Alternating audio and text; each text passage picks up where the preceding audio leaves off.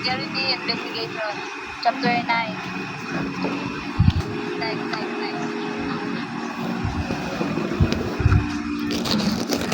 Security Investigation. Security investigation is one of the major functions of a security organization. Most security officers and supervisors are called upon to conduct preliminary investigation of theft, injury, or any other kind of untoward incident. These investigations are usually non-criminal in nature but still important since they may result in civil litigation.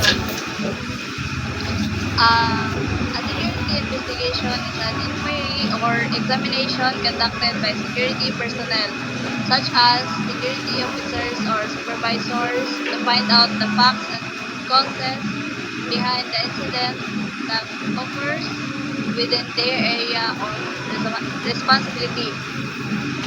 It is one of the major functions of a security organization. Unlike police investigations that focus on criminal offenses, security investigations are usually non-criminal, but they are still very important because they may lead to disciplinary actions or even civil cases. Ang purpose of security investigation is to determine what happened, to know the facts that sequence of events, then to find who is involved, the persons responsible, witnesses, and victims, to prevent similar incidents by identifying weaknesses in the security system, to protect the company or organization by providing accurate reports that may be used for legal and administrative purposes.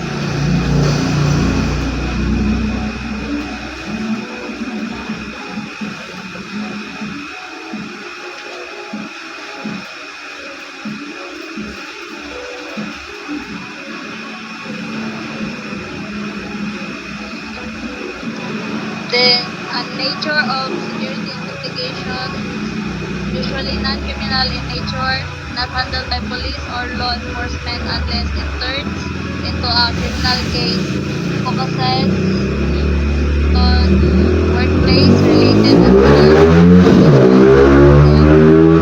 pangawat, loss of property, damage, fire incidents, or injury, conducted by security personnel within a company, school or private establishment. Then, an example of situations requiring security investigation is kanang pagpangawat, kanang injury incident, property damage, ito. Then,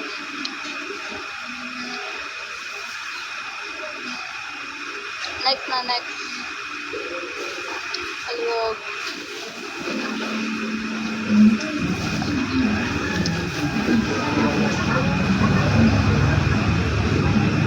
Next slide.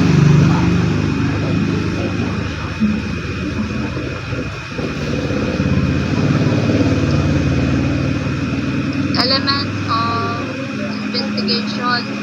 Number 1 is investigator. The investigator is the person responsible for conducting the investigation. Their role is to gather facts, collect evidence, analyze information, and determine what really happened. They must be objective, observant, honest, and systematic in their approach. An example is a police detective investigating a robbery case, interviews witnesses, collects CCTV footage, and examines fingerprints to find the suspect.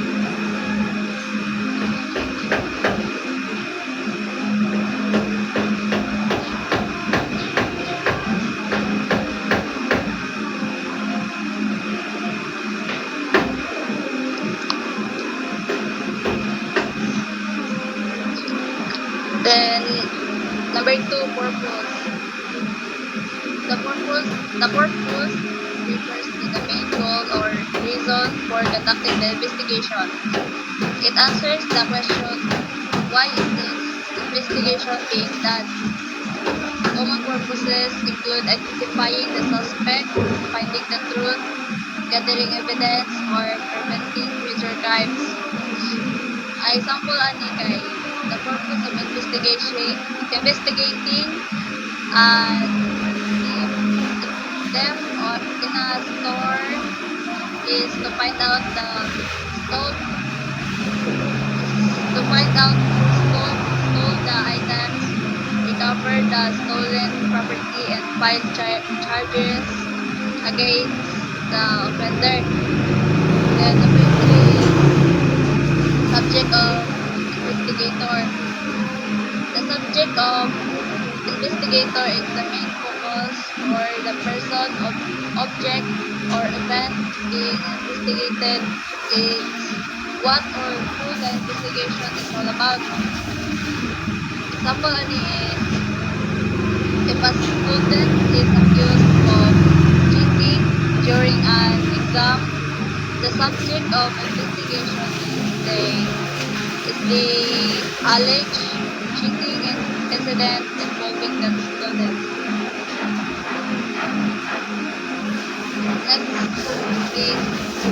Next slide.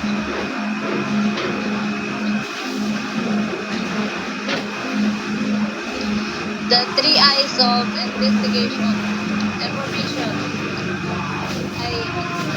Number one, information. The knowledge which the investigator gathers from different sources. Acquired from regular sources. Consensus and public-spirited citizens, company files, school files, or record files of other agencies. B. Acquired from cultivated sources, paid informants, bartenders, cab drivers, acquaintances, or etc. and etc. Information means is the knowledge or data gathered by the investigator from various sources to help solve a case. It serves as the foundation of every investigation. Without accurate and sufficient information, no case can progress properly. And types of sources are guys. Regular sources. These are official or public sources where information is freely available. Then, an example niya is paid informants like bartenders, taxi drivers, or acquaintances who may have access to hidden information. Then, number two, interrogation. The skillful questioning of witnesses as well as suspects. This is different from an interview. An interview means the simple questioning of a person who has no personal reason to withhold information. Interrogation, in contrast, means the questioning of a suspect or other person who is reluctant to divulge information concerning the offense under investigation. Interrogation means is the art and skill of questioning suspects or reluctant witnesses to obtain truthful information. It is different from a casual interview. Interrogation involves psychological strategies to make someone who is unwilling to talk reveal what they know. An example is a suspect in a burglary case is brought in for questioning. The investigator uses observation, tone control, and specific questions to make the suspect confess or give clues about where the stolen items are. Number 3 is instrumentation. It is the application of instruments and methods of physical sciences to the detection of crimes. In other words, the summation of the application of all sciences in crime detections, known as criminalistics. Instrumentation means is the use of scientific tools, techniques, and methods to discover, examine, and analyze physical evidence. It is the application of criminalistics, which combines different sciences, chemistry, biology, physics, to help identify criminals. Example of this instrumentation is fingerprint analysis, DNA testing, ballistics examinations like guns and bullets like kanang bala, forensic photography, lie detector, polygraph test. Other example is at a crime scene, investigator uses fingerprint, order to leave prints kanang glass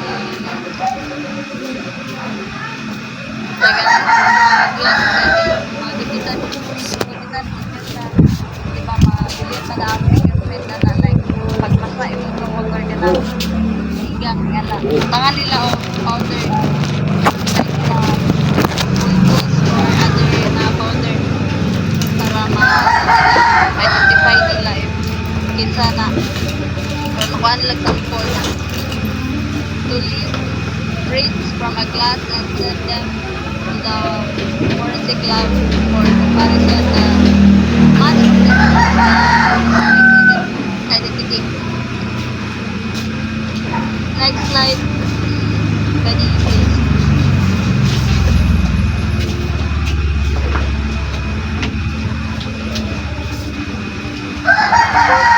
Investigation. Identify offender.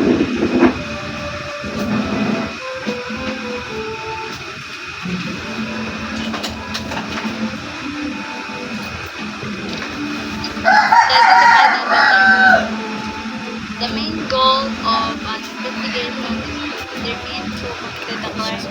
Investigators collect information, interview witnesses, and analyze evidence to find out the identity of the person responsible.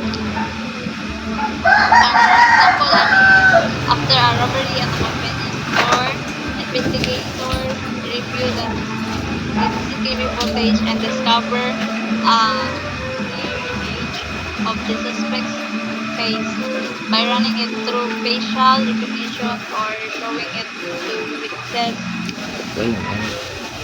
They identify the suspect as, like example, pangalan or ibang friend.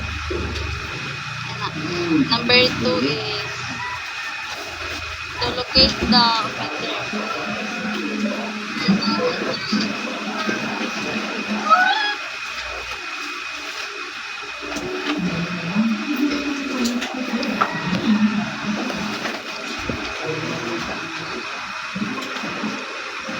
To locate the offender. Once the offender is identified, the next step is to find and apprehend them. Investigators track the suspect's movements, addresses, or possible hideouts to bring them into custody. Ang example is to after identifying who the suspect is at the robbery suspect, the police check. This example, ang example sa pangalan ni Juan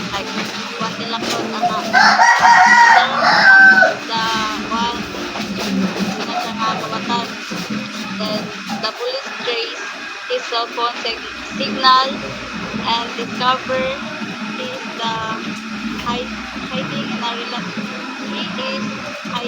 relative's house in another city. They conduct an operation to arrest him. Then number 3, to provide evidence. An investigation aims to gather sufficient and admissible evidence to prove the offender's guilt in court. Evidence includes witness statements, physical objects, documents, and forensic results. Ang example is investigators collect the stolen money, fingerprints in the case register, and CCTV recordings. Also, the next slide is body.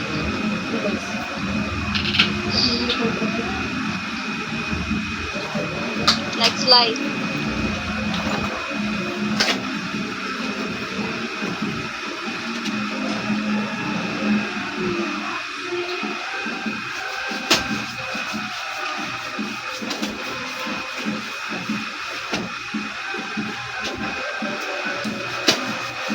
Qualities of effective investigation. Objectivity. The investigators must set aside personal biases and focus only on the facts to avoid missing important details.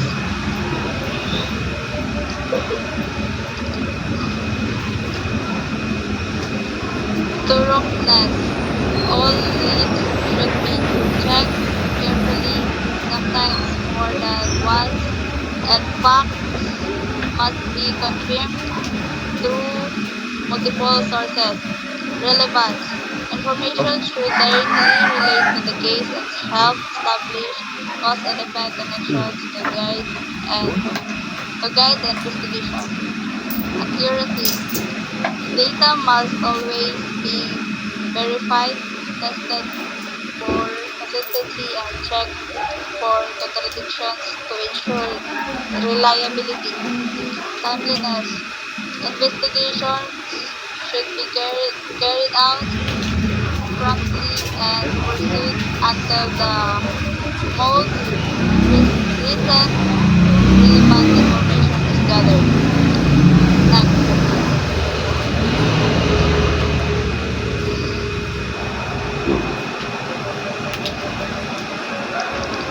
Characteristics of a successful investigator. Observant. Synthesis of details that other might miss. Resourceful is to find solutions and uses of patient. Willing to wait and not rush the investigation process. People-oriented. Can work well and build trust with others. Understanding of human behavior. Knows how the people think and act. Understanding of legal implications of the work. Aware of laws and follows legal procedures. Possess good communication skills. Can explain clearly and listen carefully. Self-study. Work independently without always being told what to do. Helpfully skeptical. Doesn't believe everything right away. Question things. Intuitive. Can sense or judge situations quickly and quickly. Energetic. Has the stamina to keep going during long investigations. Next.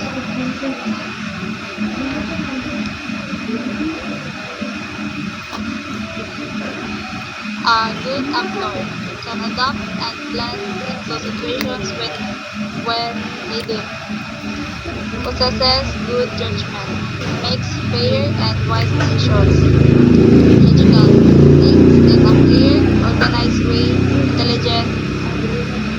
Can analyze and understand complex information. Creative. Thinks of new ways to solve problems. Receptive. Open to new ideas and willing to learn. Possesses sense of well-being. Handles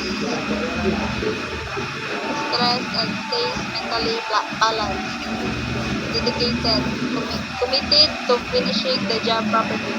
Possesses good character, honest, ethical, and trustworthy. Professional, acts responsibly and with respect in all situations. Next,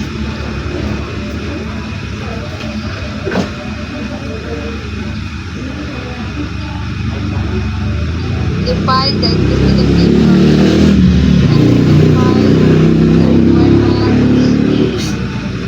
A. The reason for the investigation. B. The particular basis of or element of investigation assigned to the investigator. C. Discern whether the investigation is to be handled overtly or discreetly. D. The priority and suspense date assigned to the investigation. E. The origin of the information.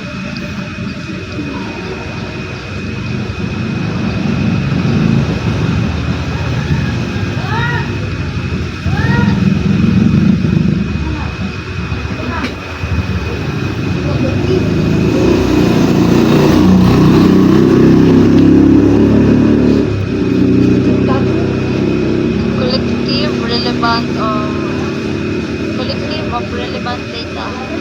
Prepare a written investigative plan that includes information needed, methods used in gathering information, location of sources to furnish the information. B. Methods and sources to be used by the investigator.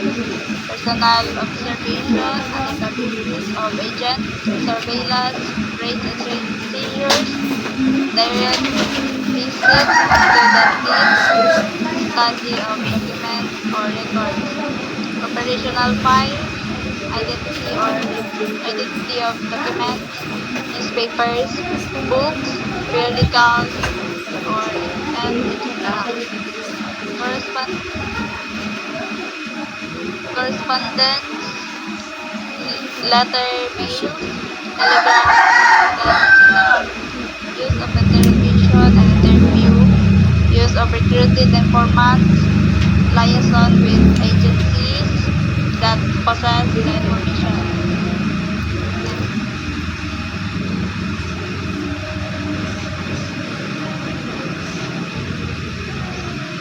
Analysis and verification of the information gathered. A. Analysis involves a study of the information and questions set out to answer. Data collected should be complete. Supplied information must be based on facts. B. Verification method include the following: personal observation of the agent, secure reliable statement from individuals making personal observation through experience, documents or physical evidence. Report. Investigation is the function and responsibility of the person requesting the investigation. Next.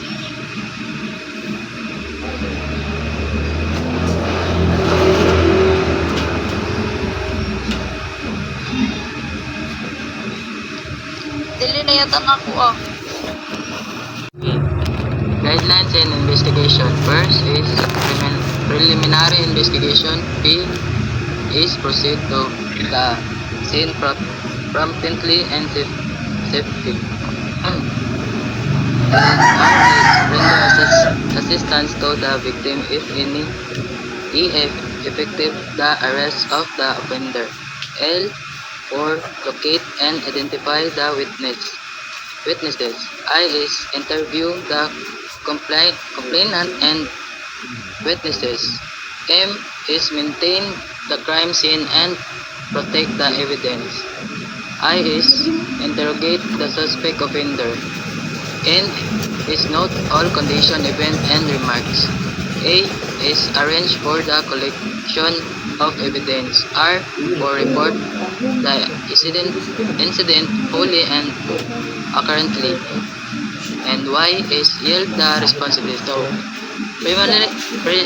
preliminary investigation is B is pumunta agad at ligtas sa lugar ng krimen, and so that's why na dapat itoon dapat and dapat matuka sa ligtas na lugar. Then R is magbigay ng tulong sa biktima, and A is example of A is arestuhin ng suspect, and L is hanapin at kilalanin ang mga saksi. So, dapat kilalanin ang mga saksi or hanapin. Then I is interviewin ang nagrereklamo at mga saksi. So, interviewin ang nagrereklamo. Then M naman is protektahan ang lugar ng krimen at ebidensya. And I, tanungin ang suspect kung ano ang mga nagawa niya or bakit ginawa niya ang krimen. And A is itala ang lahat ng kondisyon, pangyayari at detalye. So, ang A naman is ayusin ang pagkolekta ng ebidensya. R is iulat ng kumpleto at tumpak ang insidente. So, dapat tama at kumpleto. And Y is gampanan ang responsibilidad ng mga So, mauna ang preliminary investigation of guideline and investigation. So, 2. Investigation proper. A. Search of the crime scene. B. Taking of photograph of the crime scene. So, C. Crime scene sketch. And D is care of evidence. So, dapat nakabuok ang investigation proper. So, example, suriin ang lugar ng krimen, and pangalawa, kumuha ng mga litrato ng lugar ng krimen, and pangatlo, gumawa ng sketch ng lugar ng krimen, and last is pangalagaan ang ebidensya. So, mauna ang proper investigation. Then 3. Method of investigation. A. First, information. B. Interrogation. C. Instrumentation. And mauna ang tulo ka method of investigation is pagkuha ng informasyon. Ikaduha, integration. So, C is paggamit ng instrumento. Next part.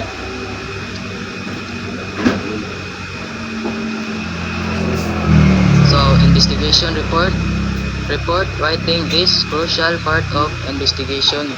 The most diligent and professionally conducted investigation loses its value if the effort is not properly report. And an investigation report is a written document in which the investigator records the activity and investigation and the evidence gathered. A competent investigation writes a report so that a reader can correctly understand what the investigator did, why it was done, and result of action. So, investigation report daw is magbigay ng permanenteng opisyal na record ng ebidensya. And next is magbigay ng impormasyon sa ibang investigador upang mas mapalawak ang pag-imbestiga. Then, katulo is patunayan ang mga pahayag bilang mga katotohanan na maaaring gamitin ng mga otoridad para sa aksyon. Example is criminal, then pagtutuwid o disiplinaryo sa suspect. So, mauna ang investigation report. Next bad.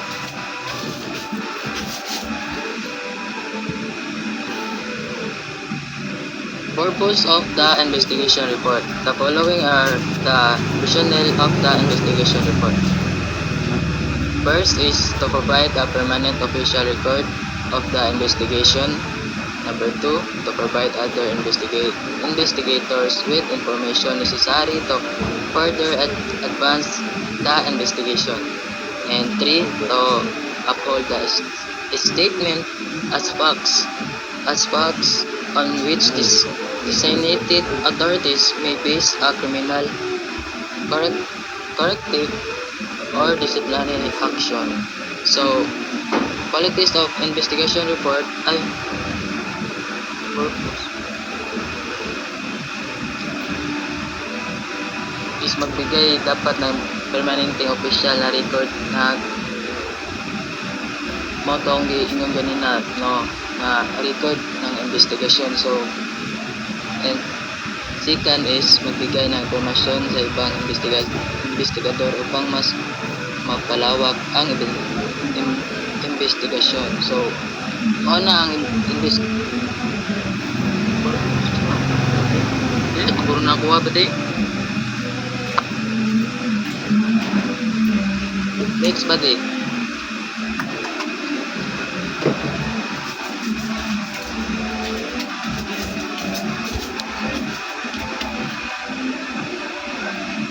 Then, qualities of an investigation report is first, the report serves as an objective statement of the investigation findings.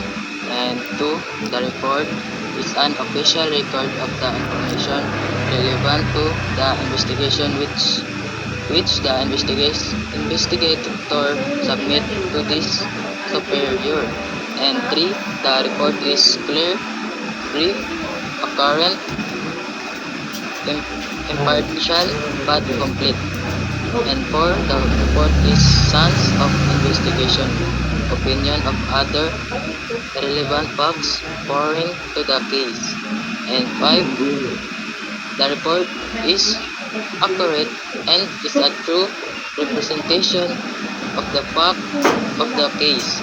6 is the report is clear and is logically and chronologically development. So, qualities of an investigation report is first is magulat ang dapat na objektibo batay sa mga natuklasan sa investigasyon. And pangalawa, ito ay isang official na record ng impormasyon na isinumiti sa nakakataas. Then, pangatlo, example is dapat itong maging malinaw, maikli, tumpak, walang kinikilingan at kompleto. Then 4, hindi dapat naglalaman ng opinion ng investigador o iba pang hindi kaugnay na impormasyon. Dapat dili siya magbuhat-buhat o mga opinion. And 5 is dapat itong maging tumpak at magpakita ng tunay na mga pangyayari.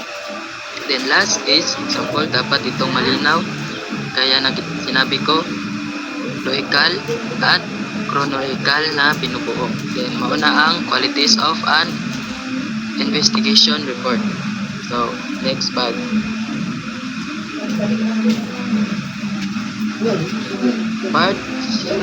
Parts of the report. The investigation report contains the following component. Administrative data. A, date. B, file number. C, subject. D, compliant. C, reporting investigator. F, official of origin. G, status. H, distribution. And 2, synopsis, a brief description as established in the body of report. 3, detail of the report subject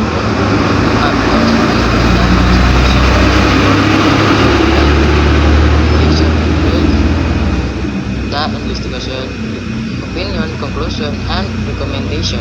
And 5, enclosures, photographs, sketch, songs, statement, or etc.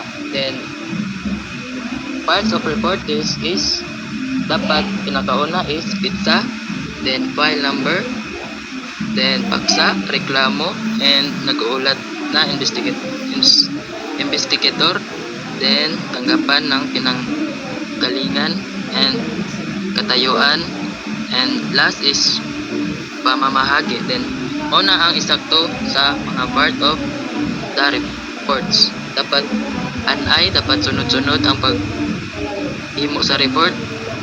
Pinakauna dapat is pizza. So next, body.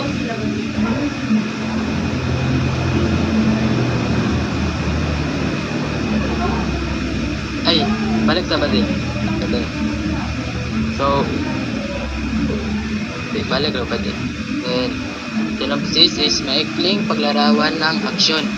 So dapat maikli dapat ang paglarawan ng aksyon ng salarin. And 4 is detalye, layunin ng ulat ng investigasyon. Then sunod, conclusion at recommendation kasama ang opinion, conclusion at recommendation ng investigador. So next is dapat mga litrato, dapat may mga litrato, sketch or sworn statement para makabuhat og report nga anay og tama. Next, body.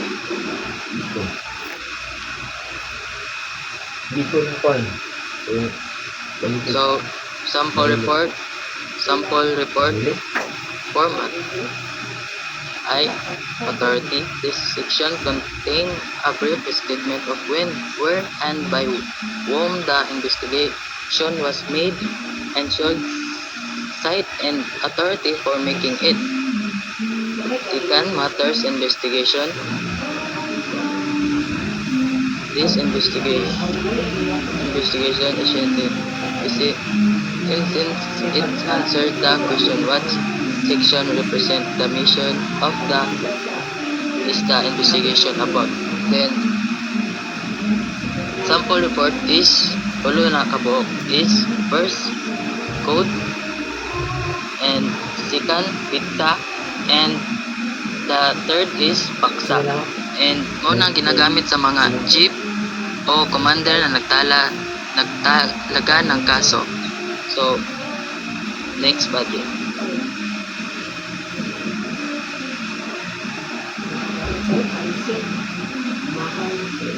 So sample report format, facts of the case. This section represents the real truth as regards the matter being investigated. The report must contain these main characteristics: completeness and clarity. It should be coherent in the presentation of all pertinent facts. It should be free from argument or bias and should be fully supported by evidence. Then for the disclosure should set forth the presumption and inferences from all the circumstances in the case when appropriate. The goal is to give the directing authority the clearest possible picture. It should contain related factual matters of agreement as may be necessary to establish the conclusion and recommendation. So sample reports. So sample reports is pinakita ito tunay na nangyari na investigation. Kailangan kompleto at malinaw ng report. Wala kailangan suportado ng ebidensya. And disclosure is dito inalahat ang mga posibleng kaliwanag at inuuna base sa mga pangyayari. Ang layunin at bigyan ang nakakataas na otoridad na malinaw na larawan ng sitwasyon. dapat maaring maglaman ito ng mga argumento para suportahan ng mga konklusyon at rekomendasyon. So, next body.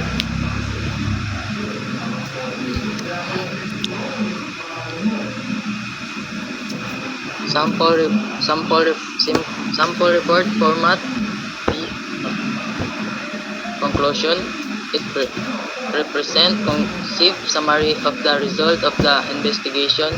This is usually state in the order naturally suggested by the statement of the allegations or facts. And number 6, recommendation. It's contain the practical suggestion as appropriate action to be taken to make suitable position of all phases of the case. So, conclusion is, ito ay ang pinakabuod na resulta ng investigasyon. Kadalasan, sinusunod nito ang pagkakasunod-sunod ng mga alegasyon o katotohanan na natuklasan sa mga biktima o sa mga criminal dapat katotohanan. So, recommendation is naglalaman ito ng mga praktikal na sitwasyon o aksyon na dapat gawin para maayos dapat ang sitwasyon na lahat ay aspeto ng kaso dapat proseso ang paggamit. Recommendation is sample report format is mautot na. So, next pa din.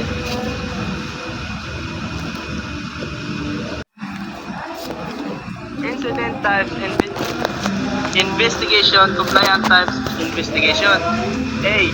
General fact, also called compliant type investigation, starts with a report of observation of fact, conditions that serve as the basis of the compliant. General fact, this is also called a compliant type investigation because it starts from a compliant or observation about an accident or a condition. The report of compliance serves as the basis for conducting the investigation. Example, isang empleyado ang nagulat ng pagkawala ng gamit sa opisina, kaya nagsimula ang investigasyon upang alamin kung paano ito nangyari. B. Investigative process begins with gathering initial information and ends after collecting all physical, testimonial, or observed data because to analysis and report writing using a systematic approach. Investigative process. Ito ay tumutukoy sa sunod-sunod na hakbang ng investigasyon mula sa pagkalap ng impormasyon at ebidensya hanggang sa pagsusuri at paggawa ng ulat. Gumagamit ito ng maayos at sistematikong paraan upang masiguro na tama at kumpleto ang lahat ng detalye. Example, investigation collecting witness statement, review CCTV footage, and then prepare a report of their findings. C. Investigative analysis. Investigator plans and lists step identifies people placed to interview or view. Investigative analysis is this involves planning that what to take, who to interview, and where to go to obtain accurate information. Its goals is to ensure the investigation is done efficiently and properly. Example, ang investigador ay naglista ng mga taong dapat tanungin ng mga lugar na kailangan suriin tulad ng opisina, storage area, at CCTV room. Dito sa sequence of investigative priorities. Subject to the circumstance of the situation, the following rules are established for priorities. Example na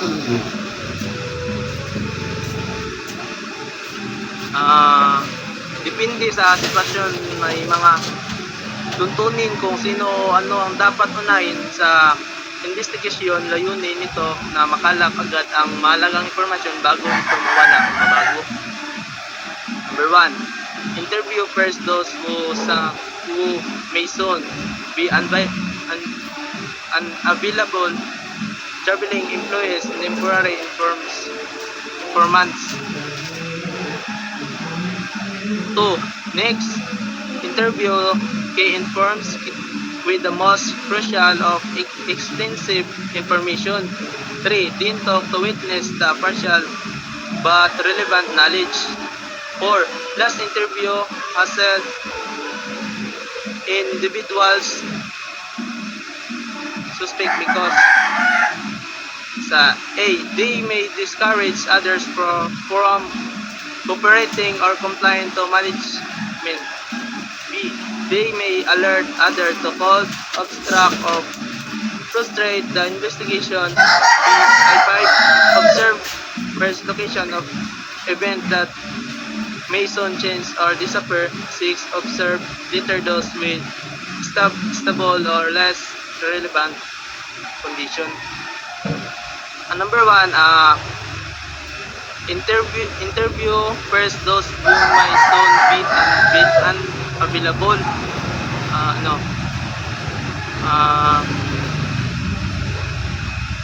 Kausapin agad ang mga empleyado, alis o mga pansamantalang saksi. Sa 2, kay next talk to key informs those with the most important information. Sa 3, din talk to partial witness. They example, they might not know everything but have useful details. Sa 4, last.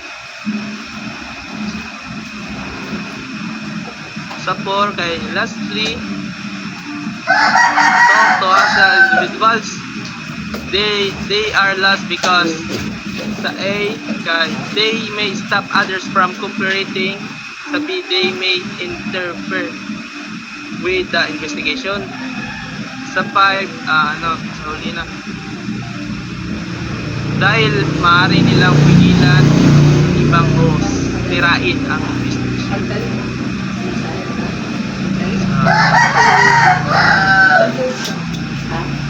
Interview of non-hassle informants. When interviewing non-hassle informants, conducting the interview is the security office offers better control of the environment, but it may cause even cooperative individuals to feel uneasy.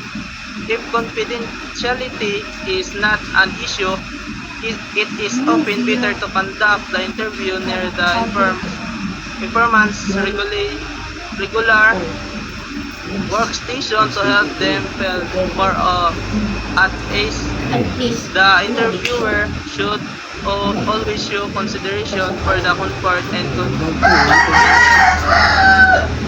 of the informant.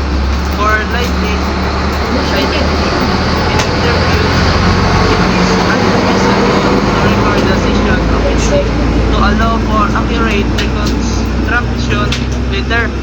While the use of convert recording should be careful, evaluate before being applied.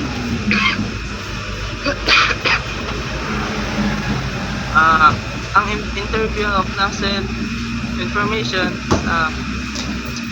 kapag ini-interview ang mga kooperatibong tao, tiyakin kung comfortable sila.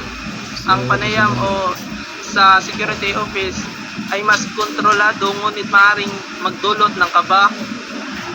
Kung hindi sensitibo ang usap, mas mabuting gawin ito malapit sa kanilang katrabaho para maging kumpante at laging isaalang-alang ang kanilang kalagayan at ginawa at kanilang ginhawa.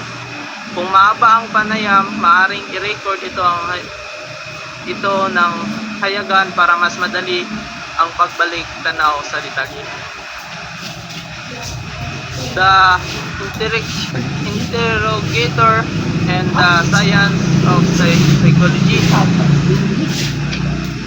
1. Human beings tend to be talkative especially after a harrowing experience.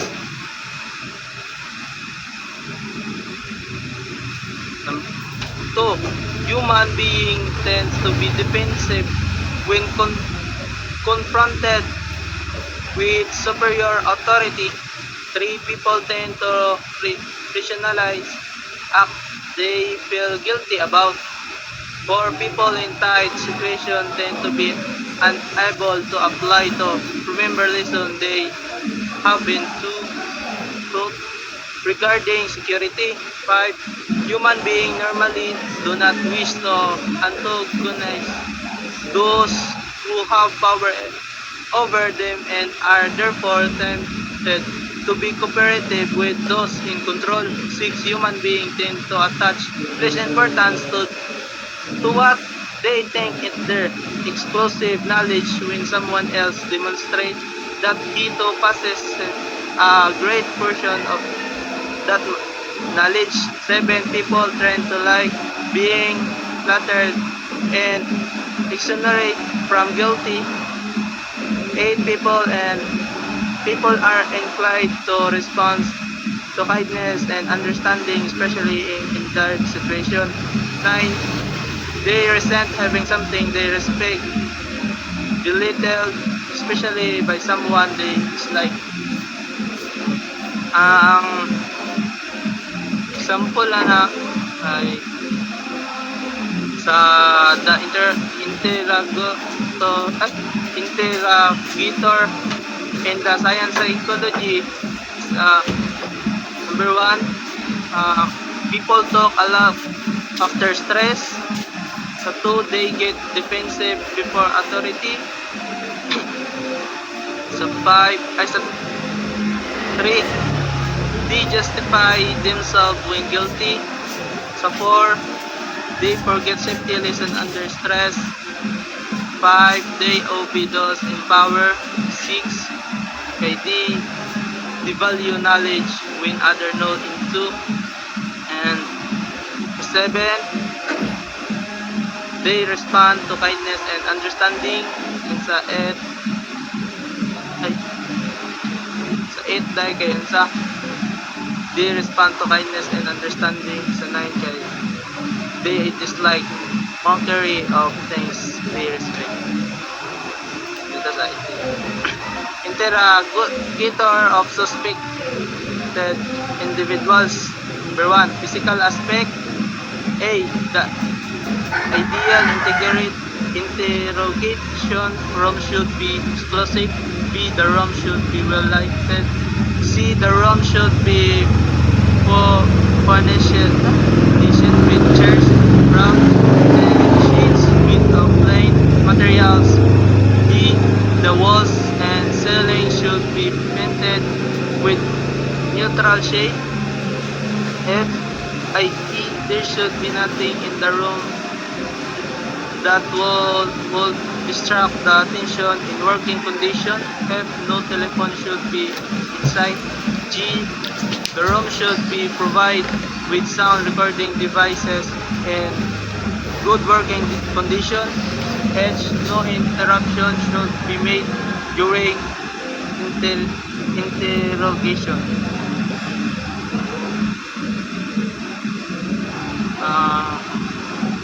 Ang individuals kay morning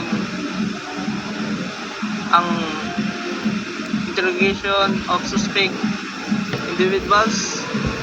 Ang silid ng interior ay dapat pribado, tahimik at walang sagabal. Sa A, proper lighting, ventilation, simple furniture and neutral color, and no phones or interruption in sounds recording must work well. Sa 2, mental aspect. A, the interrogator must be familiar with all aspects of the investigation. B, he must never be on the defensive for lack of knowledge of the case. C, he must take advantage of sleep made by the suspect. D, the interrogator must take all appreciate appropriate files or records. He should be able to determine what he knows, what he must find out, and what he suspect can tell. F. He must be familiar with the techniques he intends to use to obtain the desired information. Mental aspect. The interior must be well prepared, know the case, and use the right tactics to get through information. And reminders sa A, B, C, F, be familiar with all details and don't act defense or flawless, and use to suspect mistake as close, and review all case files.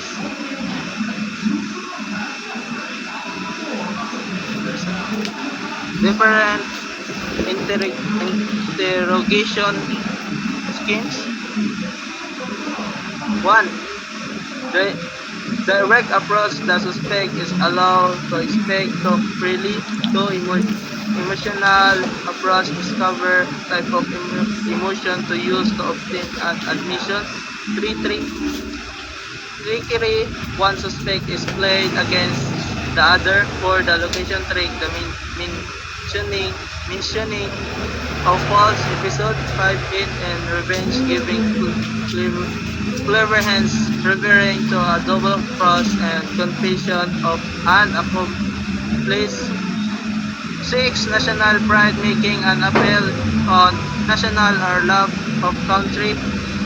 7. Kindness and sympathy, let the suspect understand that you are fair and will see that justice is accorded. 8. Mood and G. The use of two interrogator, one is other and the other is at different interrogation skills.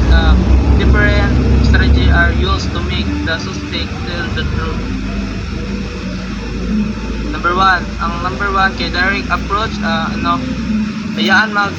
hayaan ang suspect na malayang magsalita.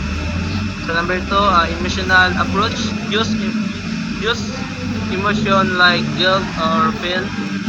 Number 3, trigger, paglabanin ang mga suspect. 4, location trick, banggitin ang di totoong pangyayari. Number 5, kindness and sympathy, show understanding. And Moth and Jeff technique, dalawang tagapagtanong, isa mabait at isang stricto. So last, interrogation proper. Number 1, explain his rights under consideration.